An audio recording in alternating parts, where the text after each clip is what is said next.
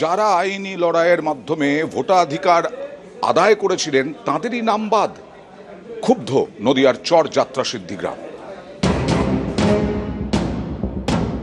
প্রথমেই আমাদের 371টা নাম বাদ চলে গেছিল পাড়া থেকে। তারপর আন্ডার জুডিশিয়ালে 250 নাম ছিল, সেখান থেকে 251টা, সেখান থেকে 250 এখন 28 তারিখে বাদ হয়ে গেছে। একজনের শুধু নাম উঠেছে। এখন মোটামুটি আমাদের পাড়ায় 621 জনের নাম পুরো টোটালি বাদ হয়ে গেছে। এখন গ্রামের লোক পুরো আতঙ্কে রয়েছে। 2009 সালে নদিয়ার ডিএম এসে দেখে সার্ভে করে বলে গেল যে হ্যাঁ এটা নদিয়ার মধ্যেই পড়ে। তখন স্পেশাল কোটা হিসাবে আমাদের ভোটার সবাইকে বানিয়ে দিয়েছিল। কমিশনার নাম তুললো, কমিশনারই নাম তুললো, কাটলো। ভোটাধিকারের জন্য আদালতে যেতে হয়েছিল। 2009 স্পেশাল নিয়মে ভোটাধিকার দেয় কমিশন।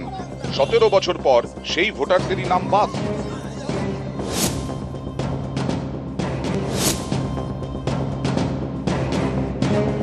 একদিকে হুগলি, আরেকদিকে নদিয়া, মাঝখান দিয়ে বয়ে গেছে ভাগীরথী। এই ভাগীরথীর পাড়ে চর যাত্রা সিদ্ধি গ্রাম, যা পড়ে নদিয়ার কল্যাণী বিধানসভা এলাকায়। 113 নম্বর বুথ। অভিযোগ, এই বুথের মোট ভোটার ছিলেন 1013 জন। প্রথম ভোটার তালিকায় বাদ পড়ে 371 জনের নাম। বিচারাধীন ছিলেন 251 জন। এর মধ্যে 250 জনেরই নাম বাদ। প্রথমেই আমাদের 371টা নাম বাদ চলে গেছিল পাড়া থেকে।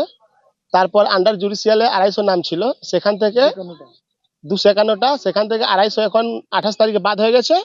একজনের শুধু নাম উঠেছে। এখন মোটামুটি আমাদের পাড়ায় 621 জনের নাম পুরো টোটালি বাদ হয়ে গেছে। এখন গ্রামের লোক পুরো আতঙ্কে রয়েছে। সামনে বাংলার আবাস যোজনা ঘর পেয়েছে, ওরা ভাবছে কি দ্বিতীয় কিস্তির টাকা পাবো কি পাবো না, লক্ষ্মী ভাণ্ডার টাকা পাওয়া যাবে কি যাবে না। নদিয়ার চর যাত্রা সিদ্ধি হুগলি লাগোয়া গ্রাম। স্থানীয়দের দাবি, আগে তারা হুগলি জেলার ভোটার ছিলেন। 1984-তে ভোট দেওয়ার পরে জানানো হয় তারা নদিয়ার ভোটার, হুগলিতে আর ভোট দিতে পারবেন না। এরপর দুই জেলার প্রশাসনের কাছে গিয়ে সমাধান না মেলায় কলকাতা হাইকোর্টের দ্বারস্থ হন চর যাত্রা সিদ্ধি গ্রামের বাসিন্দারা। আইনি টানাপোড়েনের মাঝে বেশ কয়েক বছর ভোট দিতে পারেননি বলে অভিযোগ। 2009-এ নদিয়ার ভোটার তালিকায় নাম ওঠে। তো বাদ যায় 1100 ভোট। এখানে আমাদের 2009-তে হয়েছিল ভোট, স্পেশাল ভাবে হয়েছিল। আর তাও মানে হয়েছিল নদিয়া ডিএম, হুগলি ডিএম দুজনাই এসেছিলেন আমাদের স্কুলে চরযাত্রা সিদ্ধি গ্রামে। দেবাশিস সেন ভোটার কমিশনার ছিলেন 2009-তে পশ্চিমবাংলার। দেবাশিস সেন তখন বলেছিলেন নদিয়া ডিএমকে যে আপনি নেবেন না হুগলি নেবেন এই পাড়াটাকে। হুগলি নাকার করে দিল যে না আমি নেব না। তো নদিয়া ডিএম বললো যে আমি নেব। তো নদিয়া থেকে ভোটারটা তখন হয়। অনেক লড়াই করে পাওয়া ভোটাধিকার, কিন্তু এবার সেই ভোটারদের নামই তালিকা থেকে বাদ। আমার নাম ওটিপিতে ছিল বিচারে, এখন ডিক্লিয়ারে এখন কি এসছে কি এখনো পুরো বাদ গেছে।